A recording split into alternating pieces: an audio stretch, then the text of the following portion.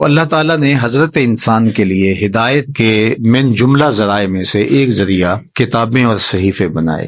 قرآن مجید سب سے آخر میں نازل ہوا، اور جتنی ماضی میں نازل ہونے والی کتابیں اور صحیفے تھے ان میں جو کچھ تھا اس کا خلاصہ قرآن کی شکل میں موجود ہے، اور قیامت تک آنے والے اور مابعد قیامت معاد کی ساری چیزیں قرآن میں رکھی گئی۔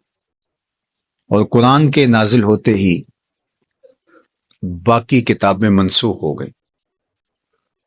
کتابوں پر اعتقاد، یقین، ایمان ضروری ہے، لیکن عمل صرف قرآن پہ ہوگا۔ یتیمے کے نا کردہ قرآن درست، کتب خانائی چند ملت بشست۔ ابھی قرآن مکمل نہیں ہوا کہ پچھلی کتابیں منسوخ ہو گئیں۔ قرآن کے پہلے حرف سے ہی پچھلی کتابیں منسوخ ہو گئیں۔ تاروں سے کہو اب کوچ کریں، خورشید منور آتا ہے۔ تو ہمارا پچھلی کتابوں پر ایمان لانا ضروریات دین سے ہے، لیکن عمل قرآن پہ ہوگا۔ اس وقت دنیا کا کوئی بھی مذہب، کسی بھی مذہب کا ماننے والا، وہ اپنے مذہب کی کتاب کو ہاتھ میں پکڑ کے یہ نہیں کہہ سکتا کہ یہ وہی کتاب ہے جو نازل ہوئی۔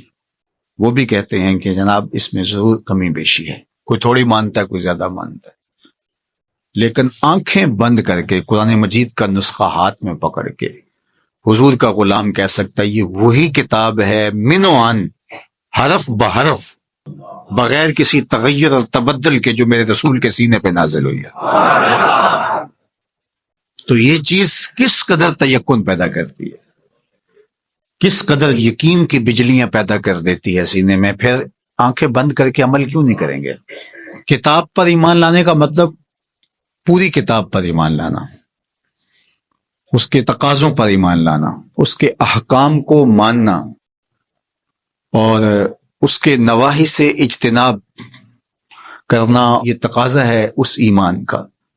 تو یہ نہیں کہ جو چیز سمجھ میں آئے، پسندیدہ ہو، نفس پر شاک نہ ہو، نفس کو مرغوب ہو، محبوب ہو، اس پر تو عمل بھی ہو، اس پر بات بھی ہو، اور جو چیز نفس پر شاک ہو تو اس کو جو ہے وہ چھوڑ دیا جائے۔ تو یہ ایمان کا مفہوم نہیں ہے۔ ایمان کا مفہوم یہ ہے کہ پوری کتاب پہ ایمان لایا جائے۔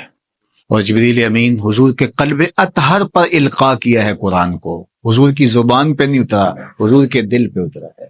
بلکہ جب حضور کے قلب اطہر پر قرآن اترتا تو آقا کریم جلدی جلدی اس کو زبان پہ لاتے، تو آواز آئی لا تحرک بہ لسانک لتعجل بہ۔ اللہ اکبر، محبوب جلدی نہ کیجئے، جس رب نے قلب میں اتارا ہے وہ زبان پر بھی لے آئے گا۔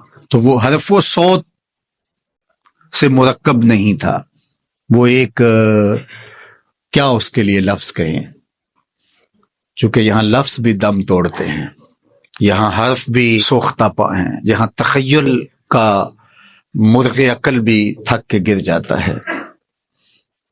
وہ جانے اور وہ جانے کیسے دیا ملائے اعلیٰ میں۔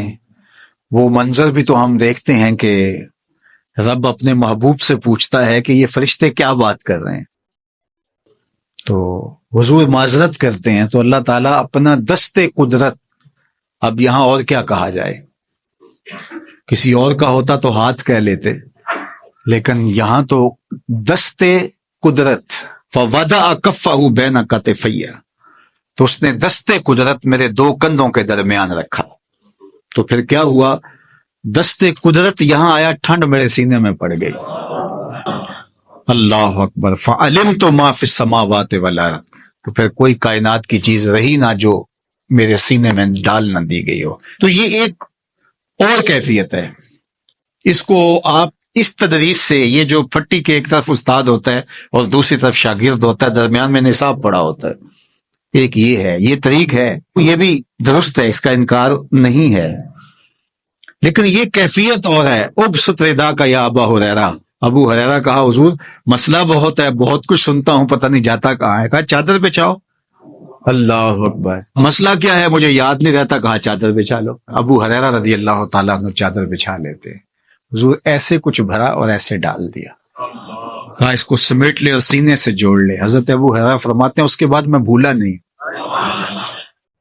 تو وہ کیا ڈالا تھا جو ایسے ڈالا تھا؟ اللہ اکبر، تو یہ ساری چیزیں صوت و آہنگ سے جڑی نہیں ہوتی، کچھ چیزیں نظروں سے بھی پلائی جاتی ہیں، اور وہ صفحہ و کرتاس پہ نہیں لکھی جاتی، وہ لوہے دل پہ لکھی جاتی ہیں۔ اس لیے فرمایا کہ ہم نے آپ کے سینے پہ قرآن نازل کیا، اور اس کی وجہ بھی بیان کی، اس لیے کہ ہم آپ کے سینے کو قرار عطا کریں، تسکین ملے، قرار ملے، مضبوط کریں آپ کے سینے کو۔ اللہ اکبر۔ تو حق ہے اس کتاب کا ایمان، اور ایمان بھی مکمل کامل رقم